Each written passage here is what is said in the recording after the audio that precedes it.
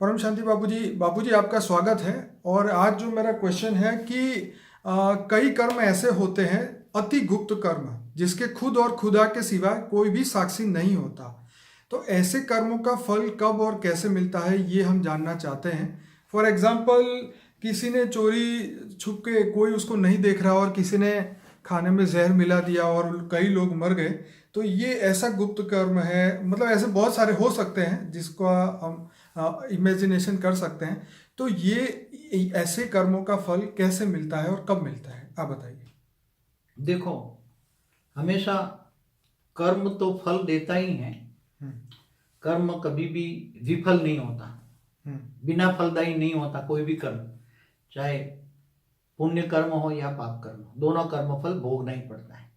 कई बार चोरी करने वाले चोर या ऐसे जहर खिलाने वाले, कई पूरे पहले पानी की टंकियों में जहर डाल देते थे धर्म के लिए, अपने धर्मों के लिए युद्ध करने वाले, जो लाखों को राजा अपनी राजाई बढ़ाने के लिए लाखों करोड़ों का मार देते हैं, कई असुर मार देते हैं। तो ये कर्म बंधन तो आत्माओं में आता ही है। उसका रिकॉर्ड मैंने अगले एक वीडियो में बताया है कि उसका रिकॉर्ड कहाँ होता है।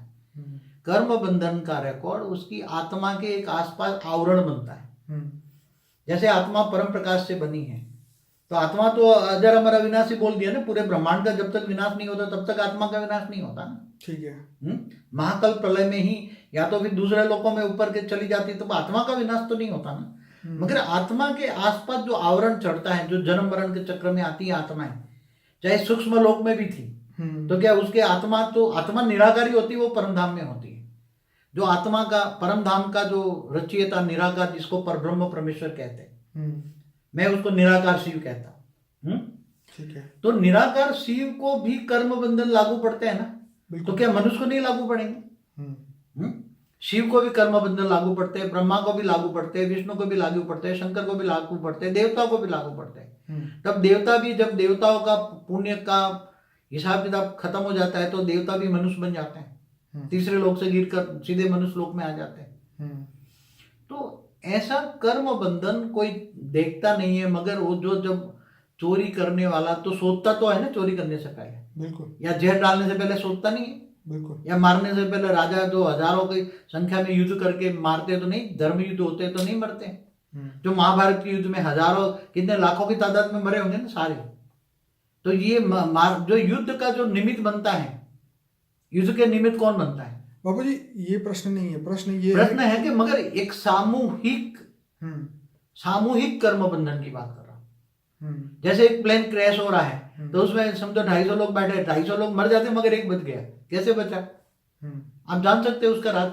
अति गुह्य बात है ना। आपने क्या बोला? अति गुह्य बात है। जो खुदा जानता है या सूक्ष्म होतन वाले जानते हैं, खुदा के सिवाय वो कर्म बंधन नहीं जान सकता। ये बात आपने कही। या परमेश्वर के बिना कोई जान नहीं सकता, या परमात्मा के ऊपर जो बैठा हुआ है, चाहे ब्रह्मा, वो तो थोड़ी सबकी कर्मों पे वॉच रखेगा। वो तो कहेगा जिसको जो हो रहा है होने दो। क्यों भक्ति मार्ग वाले नहीं कहते परमात्मा ऊपर सब देख रहा है? नहीं कहता। वो देख तो रहा है, लेकिन वो किसी के इंटरफेयर भी तो नहीं करता, मगर उसके पास तो सारा रिकॉर्ड जाता ही नहीं जाता। वो तो जाता ही। देखो एक बात बताऊं, कोई चोर चोरी कर रहा है, जो भी कर्म देखा, मुझे कोई नहीं देखता, मगर वो जो सोचता है, तो उसके सोचने से जो वाइब्रेशन बनता है, वाइब्रेशन को अगर साइंस की भाषा में कहें कि इसके वेव्स जो बनते हैं, मन की तरंगे बनती हैं। मन की तरंगे माना इलेक्ट्रोमैग्नेटिक वेव जो बनती है साइंस की भाषा में, जो मन की तरंगे बनी, सोच जो बनी, वो वायुमंडल में फैल जाती है ना, फटाफट फटाफट पूरे वायुमंडल में फैल जाती है। ठीक है। वायु तत्व के एक एक सेल में जाती है ना।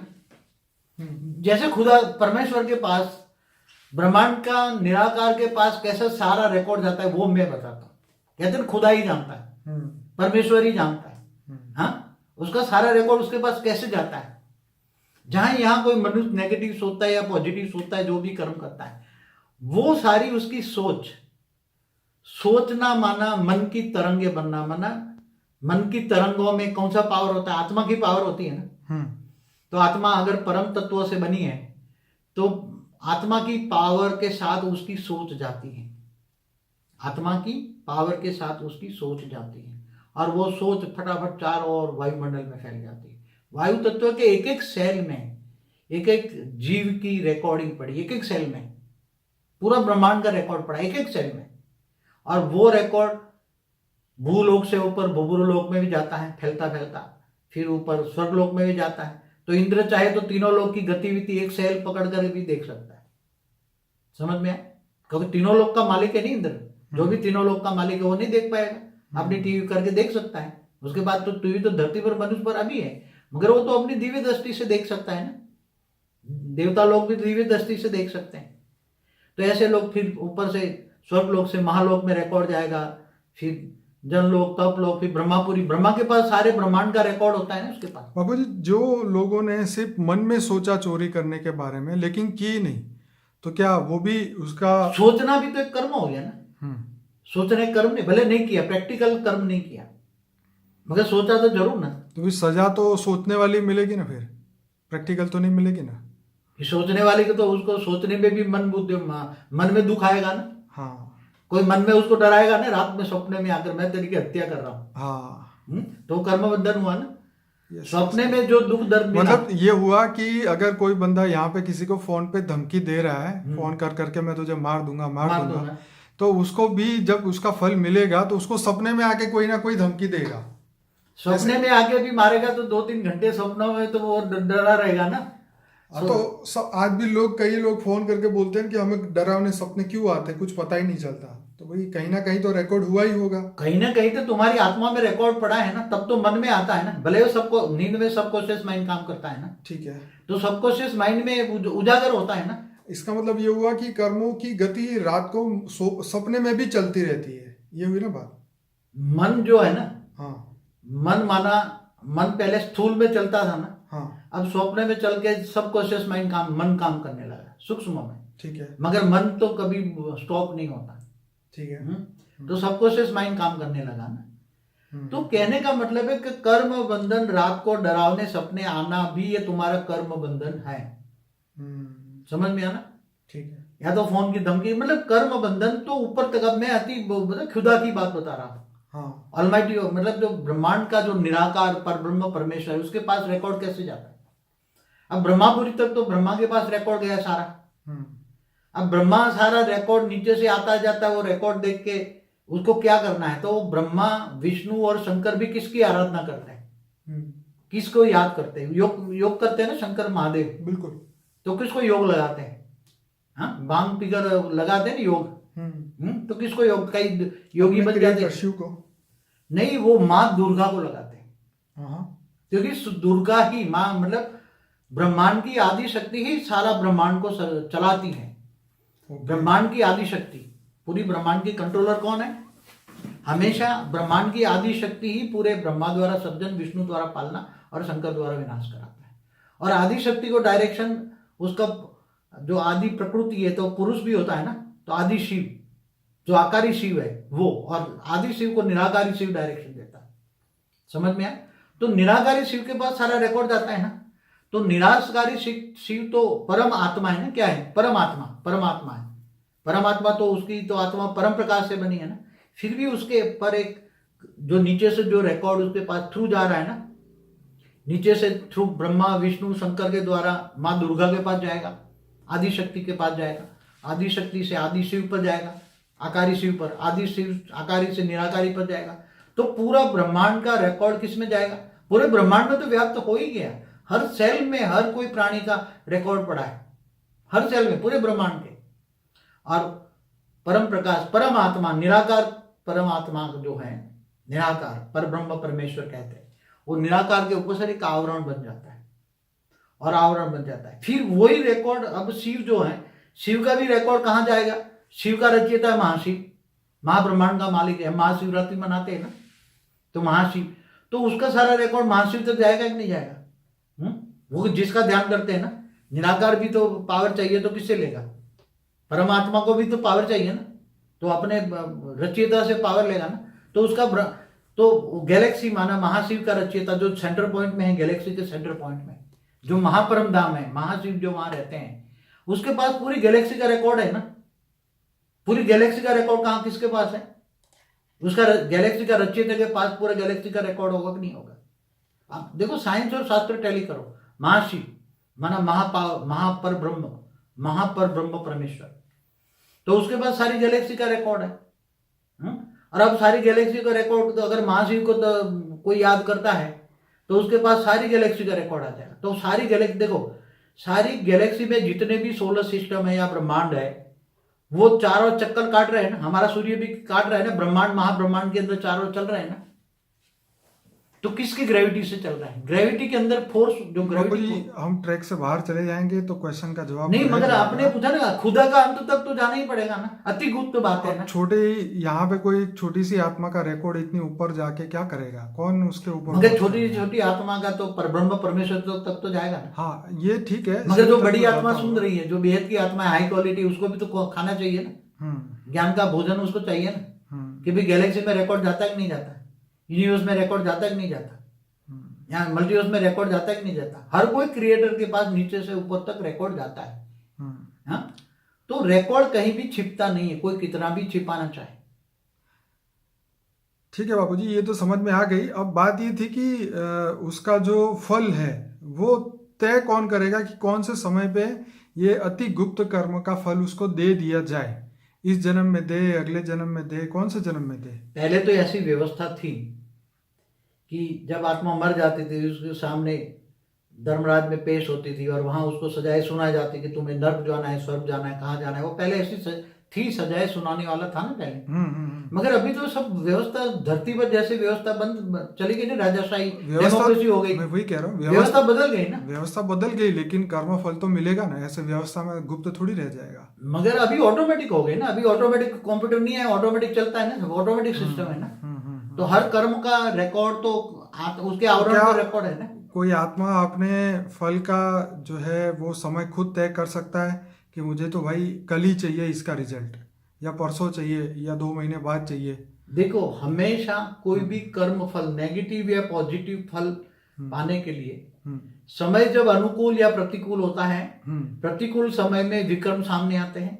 ठीक है। और जब समय अनुकूल हो तो उसी टाइम तुम्हारे विक्रम दूर रह जाते हैं। मतलब शुभ कर्म उसके फल सामने आता है। हाँ, शुभ कर्म, अच्छे कर्म जब समय अनुकूल होता है। तो ये समय कौन तय करेगा, प्रतिकूल या अनुकूल? या वो तो उसका कारण शरीर ने जो रिकॉर्ड पड़ा है, कई कई अनेकों जन्मों का जो रिकॉर्ड पड़ा है कारण शरीर, और दूसरे कारण शरीर मनुष्यों के रूप में घूम रही है, सूक्ष्म आत्माएं भूत प्रेतों के रूप में भी घूम रही है ना, स्थूल जगत सूक्ष्म जगत में जो भी रिकॉर्ड पड़ा है, तो उसका ऑटोमेटिक रिकॉर्ड आएगा ना।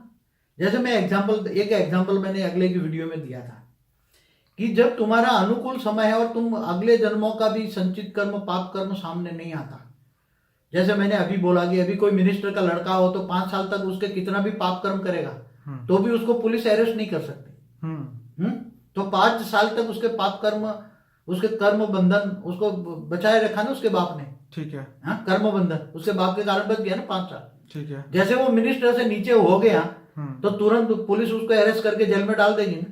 ठीक है। तो कर्म बंधन आया ना, फिर उसको कोई बचा पाएगा नहीं। कर्म बंधन तब सजा देते हैं ना। तो ऐसी तरह हर आत्मा के कर्म बंधन ऑटोमेटिक तय होते हैं। आत्मा के कारण शरीर में जो कर्मों के कारण कारण शरीर बनता है, जो आकाश तत्व का होता है, और आत्मा के आसपास उसके लेयरों में आत्मा के आसपास कई लेयर्स होते हैं, उसमें सब रिकॉर्डिंग पड़ा होता है। और समय आने पर सारा का सारा कर्म फल मिलता ही है। और कोई भी उसको फल अगर नहीं भोगना है तो आत्मस्वरूप बन, ऑलमाइटी ऑथोरिटी को याद करो, आत्मा में पावर आएगी। आत्मा में पावर आ जाएगी तो विक्रम विनाश हो जाएगा। बस एक ही रास्ता है विक्रम से बचने का। तो ये वीडियो उन लोगों के लिए स्पेशली है जो अकेले बैठ के लोगों को गालियां देते हैं, या अकेले बैठ के लोगों का पर चिंतन करते हैं, या उनके बारे में सोचते रहते हैं। इसलिए शास्त्रों में भी लिखा है ना, पर चिंतन पतन की जड़ है। स्वचिंतन करो, आत्मचिंतन करो, परमात्मा को याद करो, कर्म योगी बनो। कर्म करते करते भी परमात्मा को याद करो ताकि आत्मा में पावर आएगी। आत्मा स्वचिंतन माना, स्व अध्याय क्या बोलते हैं, स्व माने खुद आत्मा, आत्मा का अध्ययन करो ना। जब तक तमोगुण है आत्मा के अंदर तब तक तो ये पॉसिबल नहीं है ना। देखो, ये धरती पर मनुष्य इतने तमो प्रधान बन चुके हैं, सतयुग, त्रेता, द्वापर, कलयुग आते आते। और अगले जन्मों के, अगले भी युगांतर की भी आत्मा है, इससे अगले युगांतर 28 युगांतर चल रहे हैं ना। इससे पहले फिर 6 मनवंतर भी हो चुके हैं। इससे पहले ब्रह्मांड का पहला परात भी पूरा हो चुका है। तो कई पुरानी आत्माएं हैं या दूसरे ब्रह्मांड से आई हुई आत्मा है। तो ऐसे कोई सुधरने वाला नहीं है। एक बात बताऊं, जब कर्म फल सामने आता है तो अंत में ये कहीं ना कहीं इधर उधर उधर उधर सहारा लेती है आत्माएं। जब तक पुण्य कर्म है, जब गाड़ियों में घूमते हैं, ऐश होते हैं, तब तक वो परमात्मा को भी याद नहीं करते।